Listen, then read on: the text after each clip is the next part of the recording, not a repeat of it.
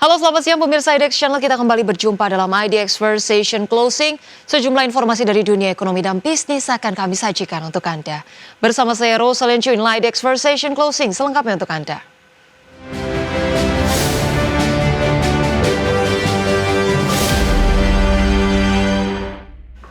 Kita mulai dengan informasi pertama pemirsa. Indonesia diakui memiliki kekuatan ekonomi besar untuk tumbuh melalui pengembangan ekonomi syariah yang terakselerasi dengan program Asta Cita Presiden Prabowo. Pemerintah mendorong pelaku ekonomi syariah ikut mengembangkan ekonomi syariah melalui pemanfaatan program strategis pemerintah. Sebagai negara mayoritas muslim dan memiliki kekuatan ekonomi besar, Indonesia diakui memiliki peluang untuk mengisi strategi pembangunan dengan prinsip ekonomi syariah. Salah satunya lewat platform Asta Cita Presiden Prabowo Subianto yang mencakup program Koperasi Merah Putih, makan bergizi gratis, sekolah rakyat hingga pemberdayaan kampung nelayan. Menurut Menteri Keuangan Sri Mulyani, dengan berbagai program yang digulirkan dan besarnya dana APBN yang digunakan, seluruh pelaku ekonomi syariah diharapkan dapat mendorong pengembangan ekonomi syariah melalui pemanfaatan program tersebut sekaligus mendukung pelaksanaan program tersebut. Semua teman-teman yang bekerja di ekonomi syariah mampu nggak menginfiltrasi nilai-nilai ekonomi syariah di dalam tata kelola ekonomi Koperasi Merah Putih. Karena wadahnya sudah dibuat, isinya ada. Infusing value adalah tugas kita semua. Sri Mulyani menyebut anggaran pendanaan Koperasi Merah Putih tercatat bisa mencapai lebih dari 250 triliun rupiah. Jika anggaran masing-masing koperasi dialokasikan sebesar 2,5 miliar rupiah. Sementara anggaran makan bergizi tahun ini sebesar 71 triliun rupiah dengan tambahan cadangan 100 triliun rupiah. Dari Jakarta, Raharjo Patmo, tim liputan IDX Channel. Pemirsa, Sekretaris Kementerian Koordinator Bidang Perekonomian Susi Wijono Mugiarso menekankan pentingnya mengembangkan sektor real dalam ekonomi syariah dengan konsep halal value chain. Pasalnya selama ini perkembangan keuangan syariah seperti perbankan jauh lebih pesat dibandingkan dengan sektor real sehingga perlu ada keseimbangan. Menurut Susi Wijono, konsep halal value chain dinilai punya potensi besar, namun belum berkembang optimal termasuk di kawasan industri halal yang sudah ada. Konsep halal value chain bukan hanya sekedar memberikan label halal di produk, tetapi mencakup semua proses dari hulu sampai hilir sesuai dengan prinsip syariah. Jika konsep ini terwujud, Indonesia berpotensi untuk jadi pusat produksi halal dunia. Dengan pasar utama di negara-negara Islam, Susi Wijono menyebut sampai saat ini dari 4 kawasan industri halal di Indonesia, perkembangannya masih tertinggal dibandingkan dengan kawasan industri lainnya. Pertanyaan yang 4 kaidah ini kenapa tidak berkembang? Padahal kalau kita lihat selalu bicaranya potensi, peringkat dan sebagainya. Oke, kalau dari sisi keuangan syariah mungkin sudah banyak dibicarakan. Sebenarnya konsep halal value chain itu mau seperti apa? Faktanya kita siapkan apapun, ini tidak bisa berkembang. Sebenarnya konsep value chain ini adalah konsep produksi yang bisa di-share ke berbagai negara. Produksi barang A di satu negara menjadi output di negara A, dikirim ke negara B menjadi input produk di sini, demikian selanjutnya. Nah, value chain ini kalau kita bisa labeli dengan seluruh konsep dan prinsip halal di Indonesia, itu akan luar biasa. Pemirsa, Bank Indonesia melihat adanya peluang untuk Indonesia membentuk Sovereign Wealth Fund atau SWF berbasis syariah.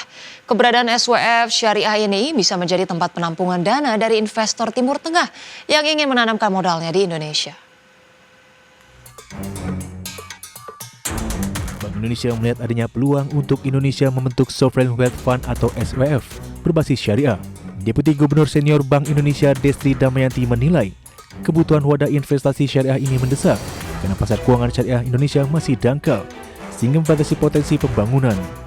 Menurut Destri, nantinya keberadaan SWF syariah ini bisa menjadi tempat penampungan dana dari investor Timur Tengah yang ingin menanamkan modalnya di Indonesia.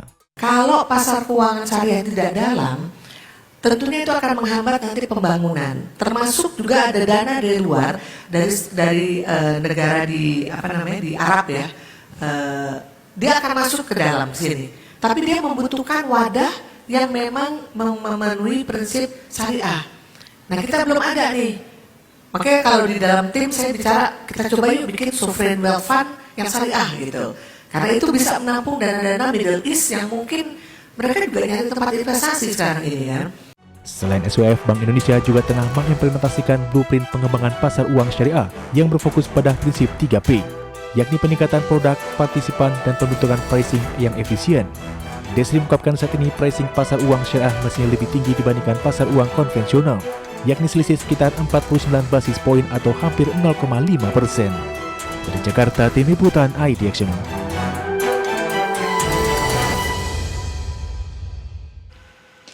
Pemirsa, Menteri Sekretaris Negara Prasetyo Hadi memastikan persiapan menuju puncak acara HUT ke-80 kemerdekaan pada 17 Agustus mendatang telah mencapai 70% atau hampir rampung. Sejumlah penyempurnaan teknis terus dilakukan untuk memastikan seluruh rangkaian acara berjalan lancar dan mengesankan. Selain memastikan kesiapan di halaman Istana Merdeka, Mensesnek juga memeriksa fasilitas hiburan dan area publik di sekitar Monumen Nasional. Nantinya lokasi tersebut akan menjadi alternatif bagi masyarakat yang tidak mendapatkan akses langsung ke dalam kompleks istana. Pihaknya memastikan pemerintah akan menyediakan beberapa tempat untuk masyarakat yang akan turut memeriahkan acara Puncak HUT ke-80 Republik Indonesia. Tentu tadi sepintas kita perhatikan semakin mendekati sempurna lah dibandingkan dengan kemarin ya. Nah, meskipun demikian tetap masih ada beberapa hal yang harus kita perbaiki ya, terutama misalnya berkenaan dengan ketepatan waktu ya, antara satu show dengan show yang berikutnya itu ya perlu untuk terus kita sempurnakan gitu. Termasuk tadi ada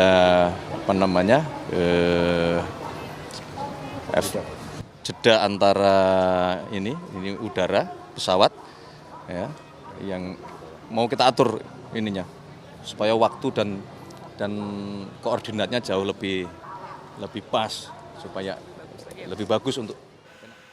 Pemirsa, TNI Angkatan Udara menggelar gladi demo udara di Pangkalan TNI AU Halim Perdana Kusuma, Jakarta jelang perayaan kemerdekaan ke-80 Republik Indonesia. Sejumlah pesawat tempur TNI Angkatan Udara bersiap lepas landas untuk menggelar latihan demo udara jelang peringatan Hari Ulang Tahun ke-80 RI di Pangkalan TNI AU Halim Perdana Kusuma, Jakarta. Sejumlah pesawat tempur dan aerobatik disiapkan yang nantinya akan membentuk formasi angka 80. Sedikitnya ada 3 jenis pesawat tempur dan 1 jenis pesawat untuk Jupiter Aerobatic Team.